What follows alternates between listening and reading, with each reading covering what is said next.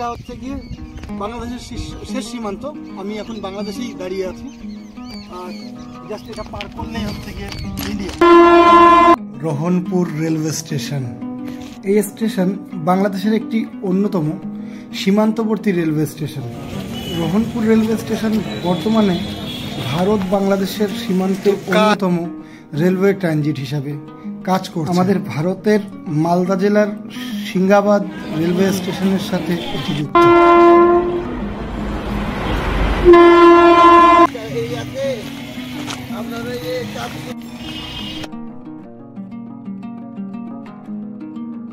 Station থেকে কিছুটা দূরে চলে এসেছি, আর এই যে রেল লাইনটা দেখতে পাচ্ছেন, পূর্ণাভবা নদীর উপর দিয়ে তৈরি হয়েছে এই রেল লাইনটি, আর এই লাইনটি চলে গেছে সরাসরি আমাদের দেশে ইন্ডিয়া। হ্যাঁ, বুঝতে পারছি। এখানকার বেশিরভাগ বাড়িগুলো মাটির দেওয়ালের তৈরি।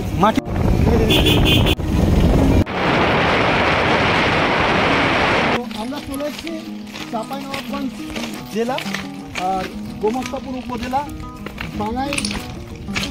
বাঙ্গারবাড়ি ইউনিয়নের শিবরামপুর গ্রামে। যেখানে আমরা এখন এই জায়গা দিয়ে হাঁটছি, এটা হচ্ছে গিয়ে বাংলাদেশ ইন্ডিয়ার বর্ডার সামনে এই রাস্তা।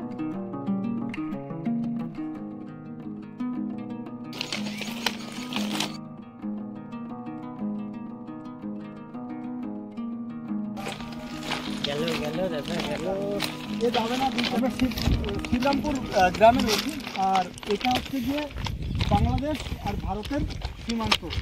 এই যে দেখতে পাচ্ছেন, এখানে আছে ভারত ইন্ডিয়া, বাংলাদেশ ভারত সীমান্ত।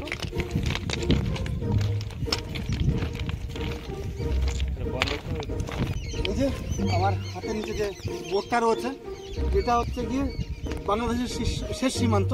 আমি এখন বাংলাদেশেই দাঁড়িয়ে আছি, যদিও ভারতীয়, আর জাস্ট এটা পার করলেই হচ্ছে গিয়ে ইন্ডিয়া। বাংলাদেশের সীমান্তে এই যে দেখুন, এটা কিন্তু হচ্ছে গিয়ে লোহার, এটা কিন্তু লোহার, আর এ পাশটা আমাদের ইন্ডিয়ার ভেতরে পড়ে গেছে, সেটা হচ্ছে মাঝখানে রয়েছে, আর ও পাশটা পুরো ইন্ডিয়ান পড়ে গেছে, সেটা হচ্ছে আপনার কংক্রিটের। একটা সীমানা পিলার আপনাদের দেখালাম, একটা বোর্ড দেখালাম, আর সামনে আর একটা পিলার রয়েছে, ওটাও দেখে আসা যাবে। এটা হচ্ছে দ্বিতীয় পিলার, আর এই যে লেখা আছে বিডি বাংলাদেশ, আর জাস্ট পাশে গেলেই হচ্ছে ইন্ডিয়া। আর এখানে লোকাল মানুষজন টুকটাক এদিক ওদিক করেই, মানে এখানে চাষের জমি রয়েছে, এখন যদি এখানে নেই, ও পাশে চাষ হচ্ছে, ধানের চাষ হচ্ছে এখন। তো এ পাশে মানুষের ও পাশে তো জমি জমা রয়েছে, সেক্ষেত্রে মানুষ এখান থেকে ও পাশে কি চাষাবাদ করছে।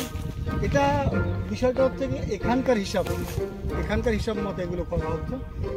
যদিও আমরা যারা সাধারণ মানুষ তারা এইভাবে আসতে পারি না, আসার কোনো নিয়ম নেই। তো আর ওই যে দূরে যে ঘর বাড়িগুলো দেখা যাচ্ছে, মানে যে বিল্ডিংগুলো দেখা যাচ্ছে, ওগুলো হচ্ছে গিয়ে আমাদের ইন্ডিয়ান বর্ডার সিকিউরিটি ফোর্সের ক্যাম্প। আর এই যে দেখতে পাচ্ছেন বর্ডার লাইন।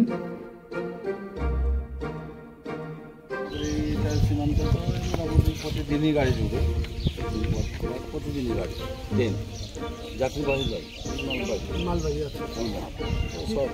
ও আছে ভুট্টা, তারপরে আছে আপনার গম, আপনার পোলট্রি খাদ্য, সব জিনিসপাতিগুলো আছে, সব দিনের যায়। মানে দিনের দিকে না রাত্রেও যায়, দিনেও যায়, ঠিক নেই, কখন ঠিক নেই। এদের কোনো স্টেশন নেই যে এইটা 9টায় টাইম হলো কি 10টায় টাইম হলো, 12টাও হয়ে যেতে পারে গাড়ি। আচ্ছা, আর ওই জায়গায় যে ইটা দেখলাম, পিলারের ওপাশে আপনারা যেতে পারেন না? হ্যাঁ, যায়।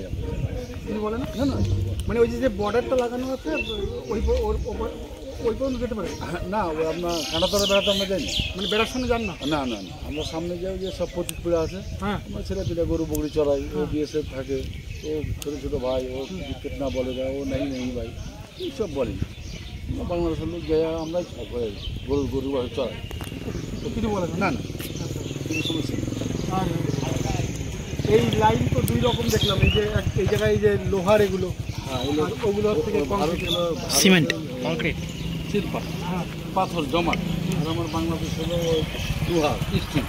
ইংরেজরা বেশি আমলে কাঠ, ও কাঠ ছিল। হ্যাঁ, এটা পরে করা হয়েছে। আফগানিস্তান- এই লাইনটাকে ইংরেজদের থেকে না, না, আসছে। হ্যাঁ, ইংরেজি করেছে অবশ্য।